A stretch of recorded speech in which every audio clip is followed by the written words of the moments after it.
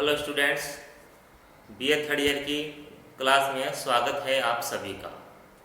इसमें हम second paper Bharat का भूगोल पढ़ रहे हैं और आज हम भारत के भौतिक प्रदेशों का अध्ययन करेंगे।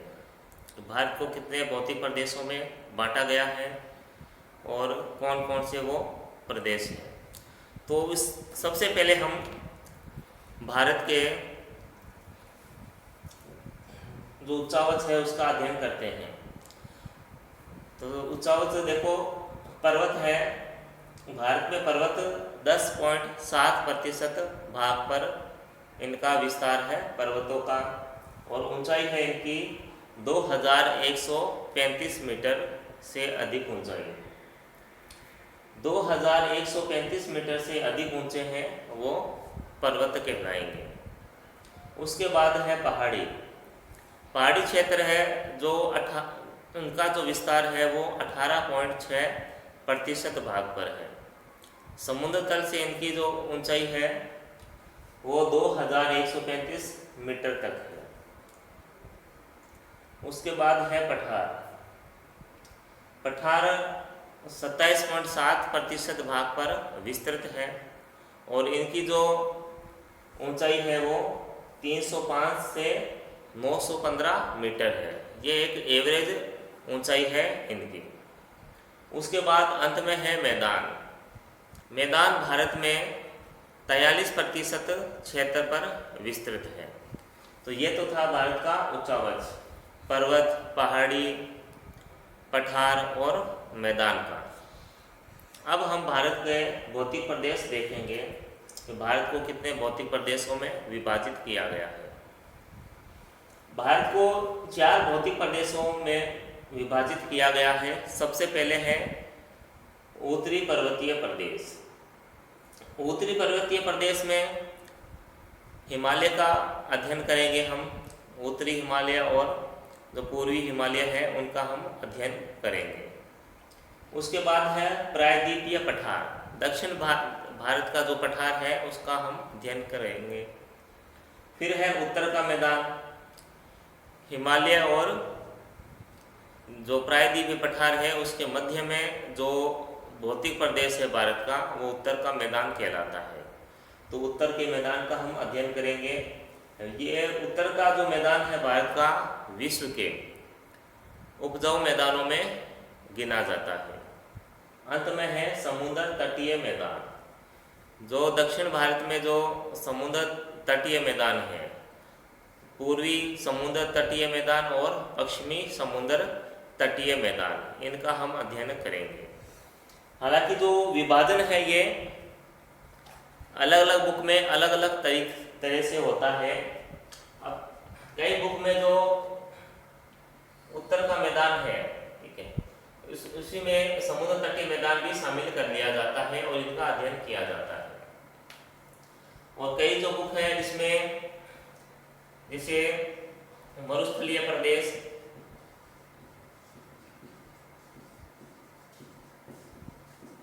उसके बाद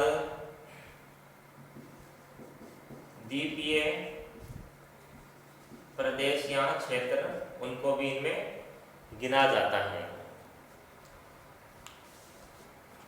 लेकिन इन सभी का अध्ययन भी इसी में हम आ जाएगा, ठीक है। इनको अलग से हम नहीं पढ़ेंगे, इन्हीं में सम्मिलित होगा इनका अध्ययन। तो आज हम सबसे पहले उत्तरी पर्वतीय प्रदेश है इसका अध्ययन करेंगे। उत्तरी पर्वतीय प्रदेश। अब उत्तरी पर्वतीय प्रदेश में जो अध्ययन करते हैं वो हिमालय पर्वत का करते हैं हम, हिमालय पर्वत। तो सबसे पहले जो अध्ययन है वो हम हिमालय पर्वत का अध्ययन करेंगे इसमें। तो हिमालय पर्वत है, ये विश्व का सबसे अधिक ऊंचाई पर स्थित पर्वत है। तो हिमालय का अध्ययन करने से पहले सबसे पहले हम इसकी उत्पत्ति का अध्ययन करेंगे कि हिमालय की जो उत्पत्ति है वो किस तरह से हुई है। तो हिमालय की जो उत्पत्ति है इसमें देखो, जो फर्स्ट ईयर में वेगनार की थ्योरी आती है,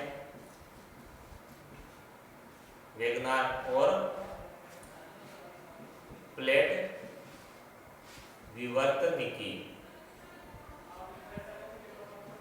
प्लेट विवर्तनिकी, ये दो सिद्धांत आते हैं। वेगनार का महाद्वीपीय सिद्धांत है और प्लेट विवर्तनिकी सिद्धांत है।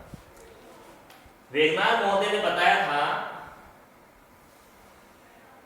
कि जो वर्तमान में जो 7 महाद्वीप हैं वो किसी समय आपस में जुड़े हुए थे। 7 अलग अलग महाद्वीप नहीं थे, सारे आपस में जुड़े हुए थे। तो वेगनार महोदय ने इस एक स्थलखंड का नाम पेंजिया रखा था। पेंजिया, इस स्थलखंड का नाम इन्होंने पेंजिया रखा था। और पेंजिया के चारों तरफ एक जलीय भाग था जिसका नाम इन्होंने पैंथालासा रखा था। पैंथालासा, ठीक। तो कालांतर में भूगर्भ में हलचल के कारण ये तो पेंजिया है, इसका विभाजन हुआ और इसमें एक दरार आ गई। दरार आ गई तो ये जो जलीय भाग है, जल यहाँ प्रवेश कर गया और टेथिस सागर का निर्माण हुआ। उसके बाद इस पेंजिया के 2 भाग हो गए, एक तो अंगारा लैंड और दूसरा दक्षिण वाला जो भाग है ये गोंडवाना लैंड कहलाया, ठीक है। तो वेगनार की ये थ्योरी थी जो कि फर्स्ट ईयर की बुक में है। तो वेगनार ने बताया कि जो पृथ्वी है, संपूर्ण पृथ्वी एक ही स्थलीय भाग था उस समय जिसका नाम पेंजिया था। लेकिन भूगर्भिक हलचल की वजह से इसका विभाजन हुआ, जिससे जो जलीय भाग था उसका जल इसमें प्रवेश कर गया और एक टेथिस सागर का निर्माण हुआ। उत्तरी भाग अंगारा लैंड में अलग हो गया और दक्षिणी भाग है वो गोंडवाना लैंड के नाम से अलग हो गया। तो ये जो थ्योरी थी वो वेगनार महोदय की थ्योरी थी। फिर इसमें यह बताया गया है कि जो टेथिस सागर है इसमें जो नदियों का जल गिरता था उसमें नदियों के साथ अवसाद भी आते थे, जिससे भूसंति बनी। भूसंति से हिमालय पर्वत है इसका निर्माण हुआ है। जो हिमालय पर्वत है यह नवीन वलित पर्वत है। नवीन वलित पर्वत है क्योंकि जो गोंडवाना लैंड है ये भाग उत्तर की तरफ प्रवाहित हुआ तो इसने इस टक्कर मारी अंगारा लैंड को और टेथिस सागर का जो अवसाद था उसमें वलन हुआ और हिमालय पर्वत का निर्माण हुआ। तो ये तो थी वेगनार की थ्योरी। उसके बाद जो आधुनिक सिद्धांत है प्लेट विवर्तनिकी है, ये आधुनिक सिद्धांत है।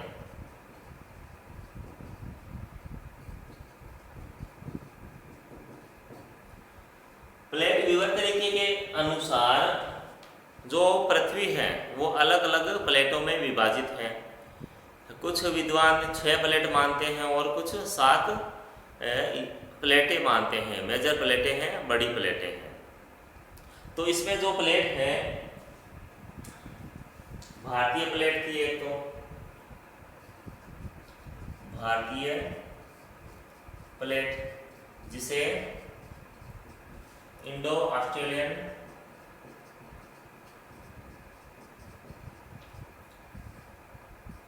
प्लेट कहते हैं। दूसरी प्लेट थी यूरेशियन प्लेट। अब जो यूरेशियन प्लेट थी इसमें यूरोप और एशिया, यूरोप और एशिया इसमें सम्मिलित थी यूरेशियन प्लेट में।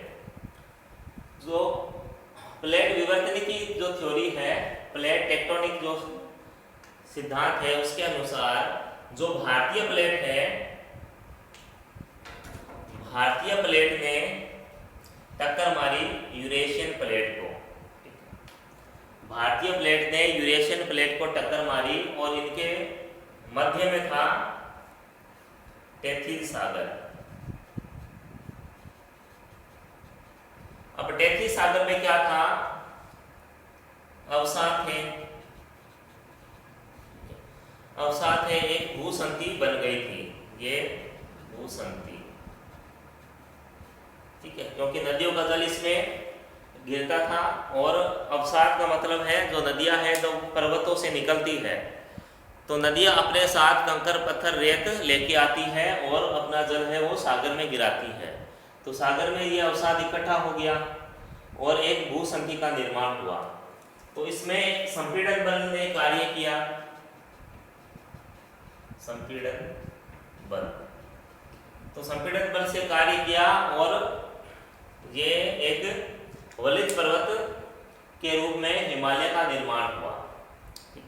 तो ये थी प्लेट टेक्टोनिक थ्योरी। तो इस तरीके से जो हिमालय है उसका निर्माण हुआ है। अब जो हिमालय का जो निर्माण हुआ है वो एक दीर्घकालीन घटना है। हिमालय का निर्माण दीर्घकालीन घटना। अब दीर्घकालीन घटना का मतलब है जो हिमालय की जो उत्पत्ति है वो एकदम से नहीं हुई है, बहुत ही धीमी गति से, एक मंद गति से हिमालय की उत्पत्ति हुई है। अब जो हिमालय की उत्पत्ति हुई है वो 3 चरणों में हुई है, 3 चरणों। तो सब जो हिमालय है वो श्रृंखलाएं हैं, इसमें 3 श्रृंखलाएं हैं, उससे मिलकर हिमालय का निर्माण हुआ है। सबसे पहले है बृहद हिमालय, फिर लघु हिमालय,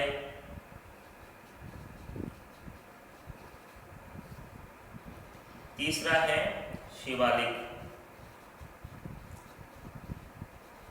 शिवालिक हिमालय या इसे बाह्य हिमालय भी कहते हैं। तो 3 श्रृंखलाएं हैं, इसमें 3 समानांतर श्रृंखलाएं हैं पाई जाती है हिमालय में, ठीक है। तो हिमालय है वो एक ही पर्वत नहीं है, अलग अलग इसमें जो पर्वतों की श्रृंखलाएं हैं वो पाई जाती है। और इन जो 3 श्रृंखलाएं हैं इनका जो निर्माण है वो अलग अलग समय में हुआ है। तो ये था हिमालय का उत्पत्ति और हिमालय का निर्माण। अब हम विस्तार से जो हिमालय है इसका अध्ययन करेंगे, वृहद हिमालय, लघु हिमालय और शिवालिक हिमालय, इन तीनों का अध्ययन हम करेंगे। तो हिमालय के अध्ययन में सबसे पहले महान हिमालय या वृहद हिमालय या आंतरिक हिमालय, इसे हिमाद्री, महाहिमालय या मुख्य हिमालय भी कहते हैं। यह सिंधु नदी के मोड़ से ब्रह्मपुत्र नदी के मोड़ तक 2400 किलोमीटर लंबाई में ये फैला हुआ है। इसकी चौड़ाई 25 किलोमीटर है और इसकी औसत ऊंचाई है वो 6000 मीटर है। हिमालय की सबसे ऊंची चोटियाँ, हिमालय पर्वत में जो सबसे अधिक जो ऊंची चोटियाँ हैं वो इसी भाग में पाई जाती हैं। जैसे Mount Everest 8848 metre, Kanchenjunga 8598 metre, उसके बाद नंदा देवी, नंगा पर्वत, मकालू, अन्नपूर्णा आदि चोटियाँ हैं वो इसी भाग में पाई जाती हैं। अब माउंट एवरेस्ट है, यह विश्व की सबसे ऊंची चोटी है, विश्व की सबसे ऊंची चोटी। ये नेपाल में स्थित है, नेपाल में इसे सागर माथा कहते हैं, माउंट एवरेस्ट, ठीक है। उसके बाद कंचनजंगा है। अब कंचनजंगा देखो, ये भारत की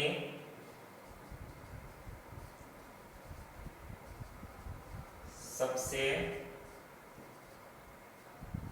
ऊंची चोटी है। ठीक है, याद करते हैं कि भारत में स्थित सबसे ऊंची चोटी है। ये भारत में स्थित सबसे ऊंची चोटी है। वैसे भारत की जो सबसे ऊंची चोटी है वो है K2 या गॉडविन ऑस्टिन। ठीक है, लेकिन ये है पीओके में है, पाक अधिकृत कश्मीर में ये स्थित है। K2 या गॉडविन ऑस्टिन जो पीक है ये। उसके बाद जो भारत में, ये तो देखो भारत की है, अगर क्वेश्चन आए भारत की सबसे ऊंची चोटी कौन सी है तो हम K2 या गॉडविन ऑस्टिन करेंगे। अगर भारत में स्थित भारत की सबसे ऊंची चोटी है तो हम कंचनजंगा करेंगे, क्योंकि जो K2 है ये पीओके में पाक अधिकृत कश्मीर में स्थित है। फिर आगे है दर्रे। दर्रे क्या होते हैं? पहाड़ों में एक संकरे रास्ते होते हैं पहाड़ों को पार करने के लिए या आने जाने के लिए। तो जम्मू और कश्मीर में जो दर्रा है उसे गुर्जिर और जोजिला कहते हैं। हिमाचल प्रदेश में शिवकिला और बारालाचा दर्रा है। उत्तराखंड में लिपुलेखला दर्रा है।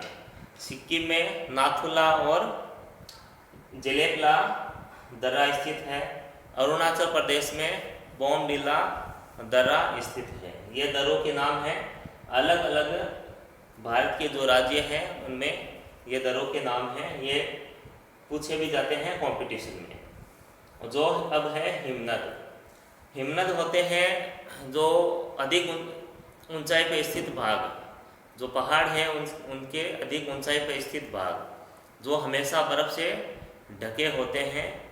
हिमनद यानी बर्फ की नदी।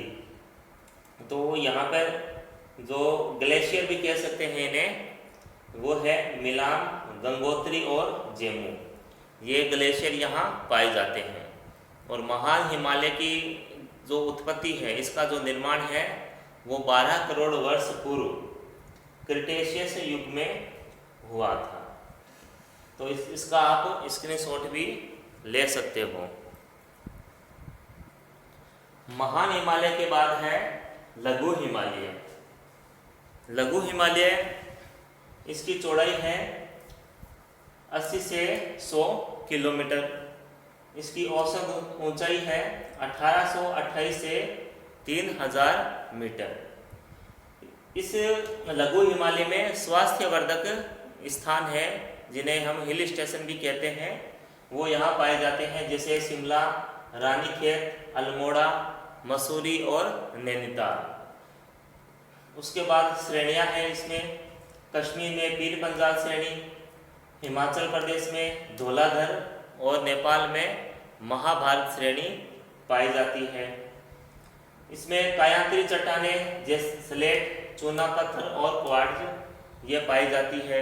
यहाँ पर कोणधारी वन पाए जाते हैं लघु हिमालय में। यहाँ पर ढालों पर छोटे घास के मैदान पाए जाते हैं, जिन्हें कश्मीर में मर्ग, गुलमर्ग, सोनमर्ग और उत्तराखंड में बुग्याल या प्यार कहते हैं। अब इसका जो निर्माण है लघु हिमालय का, वो 2.3 से 3 करोड़ वर्ष पूर्व मायोसीन युग में हुआ है। ठीक, इसका भी अलग काल आ गया। जैसे मान हिमालय था, उसका जो निर्माण काल था वो क्रिटेशियस युग था, और मध्य हिमालय है, इसका जो निर्माण काल है वो मायोसीन युग है। जैसे आपको कहा था शुरुआत में, ये जो श्रेणियां हैं हिमालय की, अलग अलग समय में इनका निर्माण हुआ है। लघु हिमालय के बाद इसकी जो तीसरी श्रेणी है वो है शिवालिक श्रेणी। तो शिवालिक श्रेणी है, ये सबसे नवीनतम श्रेणी है हिमालय की। इसलिए जो हिमालय क्षेत्र में जो भूस्खलन, जो लैंडस्लाइड होता है, वो सबसे अधिक शिवालिक श्रेणी में होता है, क्योंकि जो शिवालिक श्रेणी है ये सबसे नवीनतम श्रेणी है। शिवालिक श्रेणी, इसे बाह्य हिमालय भी कहते हैं। इसकी लंबाई है 2000 किलोमीटर और चौड़ाई है 40 से 50 किलोमीटर। इसकी औसत ऊंचाई है 1200 मीटर। ये हिमालय का नवीन भाग है। पश्चिम में यहाँ कुछ घाटियाँ पाई जाती हैं और इन घाटियों में कृषि कार्य किया जाता है। पश्चिम में जो घाटियाँ पाई जाती हैं उन्हें दून कहते हैं और पूर्व में जो घाटियाँ पाई जाती हैं उन्हें द्वार कहते हैं, जिसे देहरादून और हरिद्वार। उसके बाद जो शिवालिक श्रेणी है इसे जम्मू में जम्मू पहाड़ी कहते हैं और अरुणाचल प्रदेश में डकला, मिरी और मिसमी पहाड़ी के नाम से इसे जानते हैं। तो ये तो थी हिमालय की श्रेणियाँ। उसके बाद जो श्रेणी है ट्रांस या तिब्बत हिमालय श्रेणी, ये जो श्रेणी है हिमालय की, ये सबसे उत्तर में स्थित है, सबसे टॉप पे स्थित श्रेणी है ये हिमालय की। तो इसकी जो खोज है वो 1907 में स्वेन हेडन ने की थी। इसकी जो लंबाई है वो 960 किलोमीटर है, ऊंचाई 4100 से 5700 मीटर है। इसमें अवसादी शैलों से निर्मित है। जो ट्रांस हिमालय या तिब्बत हिमालय है ये अवसादी शैलों से निर्मित है। इसमें जो वनस्पति का पूर्ण अभाव रहता है, क्योंकि यहाँ बहुत अधिक सर्दी रहती है। यहाँ की जो जलवायु है वो शीत कटिबंधीय जलवायु है। अत्यधिक सर्दी के कारण यहाँ किसी वनस्पति उत्पन्न नहीं होती है। और जो ट्रांस हिमालय है इसे तिब्बत हिमालय भी कहते हैं, क्योंकि इसका जो अधिकतर भाग है वो तिब्बत में स्थित है। और इस ट्रांस हिमालय भाग में ही जो K2 है, K2 गॉडविन ऑस्टिन, जो भारत की सबसे ऊंची चोटी है, वो यहाँ स्थित है, काराकोरम श्रेणी में स्थित है। लेकिन ये पाक अधिकृत कश्मीर में स्थित है। यहाँ पर कैलाश श्रेणी और ये जो लद्दाख श्रेणी, काराकोरम श्रेणी है, ये इस ट्रांस हिमालय में पाई जाती है। तो ये था हिमालय का वर्णन। आज के लिए इतना ही। तब तक घर पे रहें, स्वस्थ रहें। धन्यवाद।